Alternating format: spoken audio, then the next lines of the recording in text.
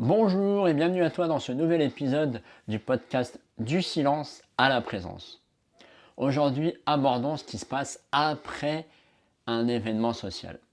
Parce que tu crois que c'est fini, mais ton cerveau, lui, il relance l'épisode en boucle comme une série Netflix que tu n'as jamais commandée. Tu vas comprendre dans cet épisode pourquoi tu rumines et comment calmer cette boucle infernale pour retrouver de la présence et du calme et de la sérénité en toi. Alors, je m'appelle Patrice Renez et aujourd'hui j'accompagne les personnes sensibles, timides, introverties, discrètes qui se taisent en réunion, en groupe, à se libérer de ce qui les bloque, les peurs, les tensions, les croyances, le stress, pour prendre la parole avec une posture stable grâce à la résonance émotionnelle. Alors aujourd'hui, si justement tu as tendance à ruminer à chaque fois que ça c'est fini, tu es chez toi, tu es rentré, et ton cerveau part en grand film d'horreur. Et le problème, c'est que tu te juges. Tu te dis, oh là là, j'ai été trop nul, j'aurais dû dire ceci, j'aurais dû dire cela. Tu revis la scène, tu revois tes gestes, de comment tu t'es positionné, de ce que tu as dit. euh, et tu te dis même, bon, allez, la prochaine fois, je vais faire ci, je vais faire ça. Et du coup, bah, au final, tu détruis ton estime de toi. Tu détruis forcément ta confiance en toi et tu perds de l'énergie à aller dans d'autres événements sociaux ou des réunions de travail où tu n'as vraiment pas envie d'y aller, quoi. L'erreur, c'est que quand tu repenses à tout ça, tu te dis ouais mais je vais éviter de refaire l'erreur. Et tu te redis toujours ouais mais c'est parce que j'ai pas été irréprochable, faut que je sois irréprochable. Tu te dis aussi que, ouais, mais je suis sûr là, vu comment ce que j'ai dit, comment j'étais, ils ont forcément pensé du mal de moi. Puis je suis sûr que j'ai rougi, j'ai tremblé à mort et ça s'est vu. Et tu te dis peut-être aussi que toujours cette histoire de perfection, tellement tu es stressé, tu te dis, la prochaine fois, il faut vraiment que je dise que je sois parfait, que tout soit nickel. Et je le comprends,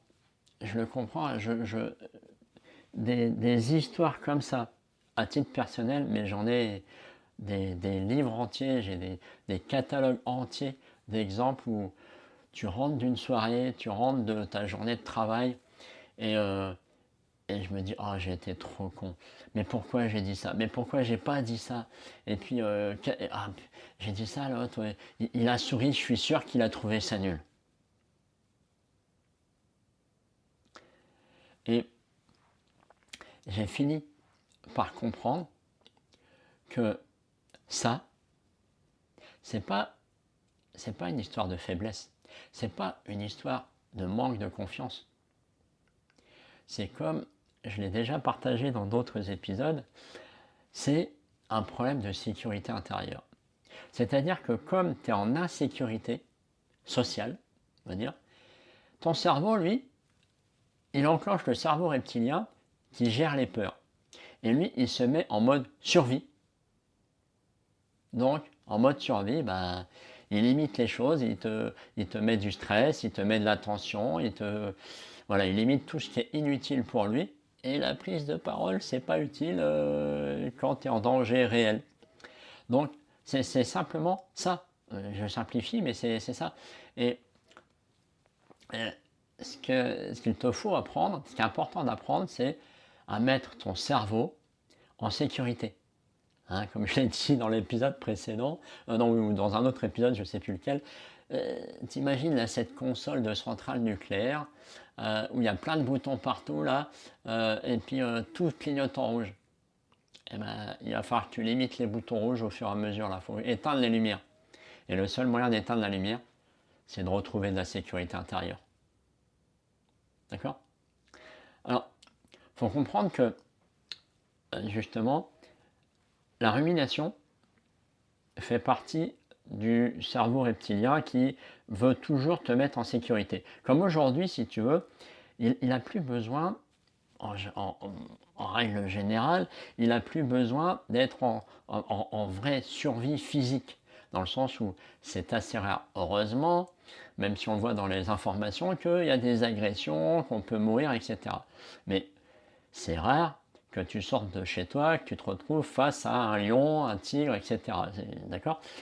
Donc, le cerveau reptilien est toujours là, et donc il a besoin de fonctionner. Et donc il trouve d'autres, d'autres subterfuges, si tu veux, parce que le cerveau, lui, hein, il ne fait pas la différence entre quelque chose de concret, de réel, à uniquement ce qui se passe dans ta tête. Pour lui, tout ce qui se passe dans son cerveau, c'est réel.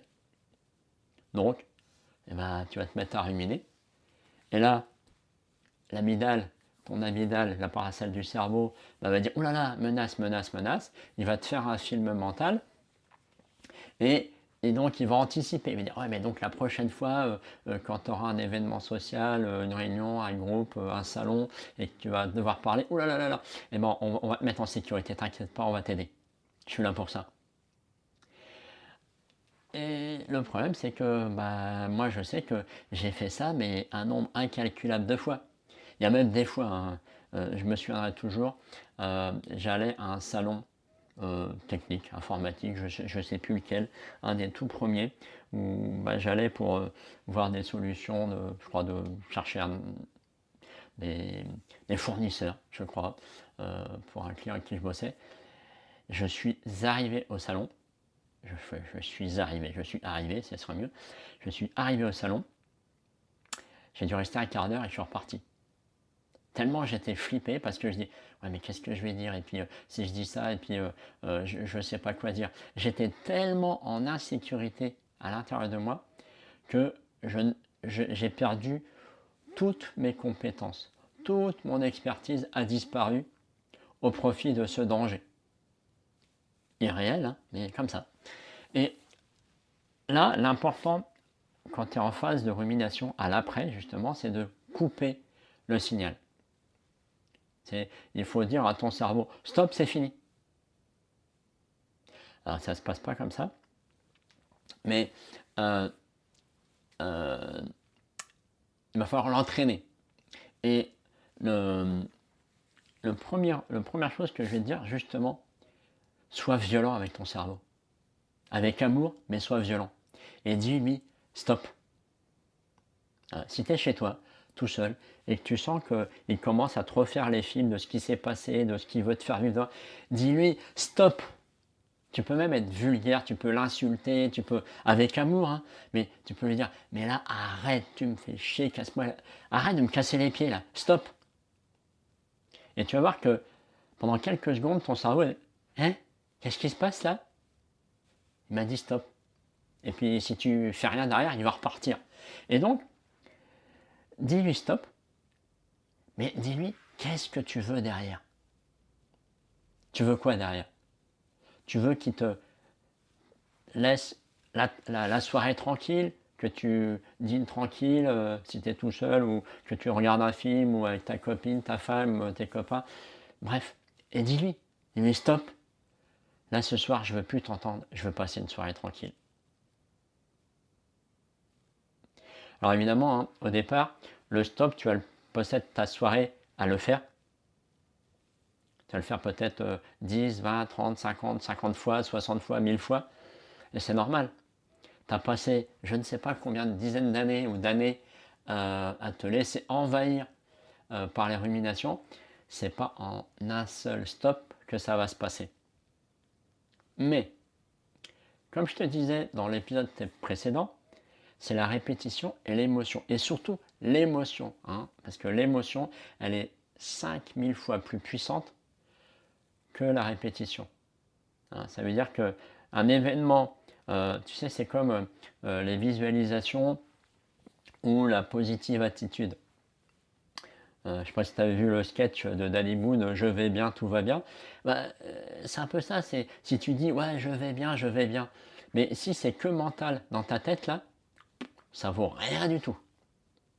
Alors que si tu le fais en le ressentant dans ton corps, en sentant qu'il se passe des choses, en sentant que tu as des frissons en le disant, en sentant que, que ça te fait bouger, que tu as peut-être envie de danser, que tu as peut-être envie de pleurer. Là, c'est une émotion. Et là, c'est top. Parce que ça veut dire que les choses vont bouger dans ta ligne de front. D'accord? Donc, je reviens à mon stop. Donc, tu lui dis stop. Tu lui dis, je veux ça. Je veux que tu me fiches la paix. Je veux passer une soirée tranquille. Je veux, voilà, un truc positif. D'accord? Ne lui dis pas, je ne veux plus. Je ne veux plus que tu rumines. Non, non. Dis-lui ce que tu veux de façon positive. Je t'expliquerai pourquoi dans d'autres épisodes. Mais là, c'est vraiment stop, je veux et quelque chose de positif. Et ce que tu fais, et ça c'est important, c'est parce que ça va t'aider justement à ancrer les émotions. Là, tu as eu un événement social, réunion, groupe, soirée, salon, etc. Tu as été flippé, tu as été bien stressé. Et là, tu as pris conscience, tu as peut-être fait l'exercice que je dis dans l'épisode précédent, je vais y arriver. Et du coup, bah là, c'est de dire, ok, là, je fais la clôture, je dis stop, je veux ça. Et bien, célèbre. Célèbre ton petit pas de prise de conscience. C'est important. Et tu fais un you. Tu chantes, tu peux mettre une musique et pendant enfin, moi je parle de musique parce que je suis très musique, mais moi je mets une musique où pendant au moins 30 secondes, alors j'ai pas besoin de forcément de danser, ça peut être une musique douce, calme, mais j'ancre en moi le stop, je veux passer une soirée tranquille. Et je respire ça, tu peux même rajouter là maintenant, je suis en sécurité. Et ça, fais-le 30 secondes. Fais-le, tu peux même, tu peux même danser, tu peux même. Voilà.